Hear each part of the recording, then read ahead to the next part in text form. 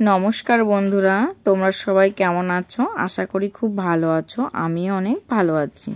তো কাল আমরা গেছিলাম মায়াপুরে, কোনো একটা সমস্যার জন্য কালকে ভিডিওটা দিতে পারিনি। তো আজকে তোমাদের সবার জন্যই ভিডিওটা। দেখো, মায়াপুরে প্রথমে আমরা চলে গেছিলাম চৈতন্যদেবের বাড়িতে।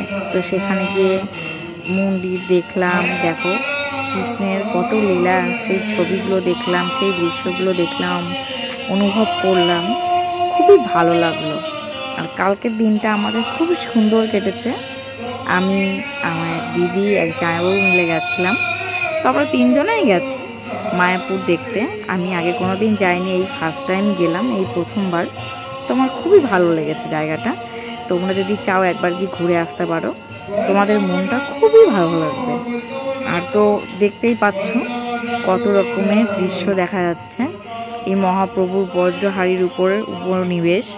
দেখো কত সুন্দর সুন্দর দৃশ্য এখানে। তো এরপর থেকে দেখো আস্তে আস্তে প্রত্যেকটা যতগুলো আমরা দেখেছি তোমাদের সাথে যতটা পারলাম শেয়ার করলাম। সব তো শেয়ার করা সম্ভব হয় না, কারণ জানো এত সুন্দর মনোরম একটা দৃশ্য দেখলে আমাদের মনটা ঠিক ওই দিকেই চলে যায়।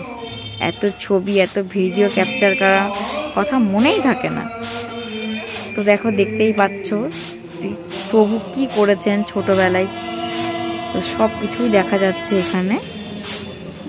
মহাপ্রভুর আবির্ভাব কিভাবে কোথায় জন্মগ্রহণ করেছিলেন, সব কিছুই দেখা যাচ্ছে। তো আমরা এইগুলো সব দেখার পরে গেছিলাম আমরা মায়াপুর আসল যে মন্দিরে গেছি। তারপর ওখানে মন্দির দর্শন করেছি, করে অনেক জায়গায় ঘুরলাম।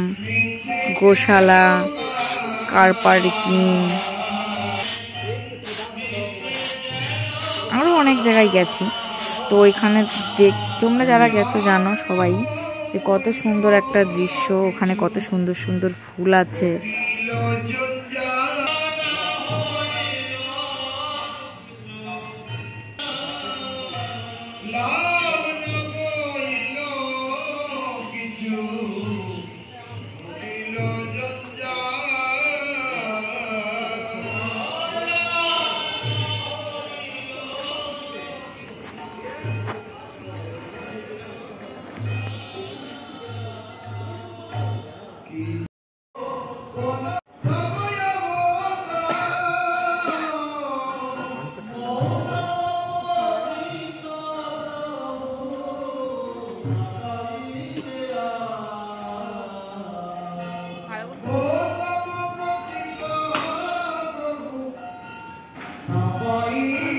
চলো, ওই যা ধাক্কা মাক্কা খেয়ে নি দাও।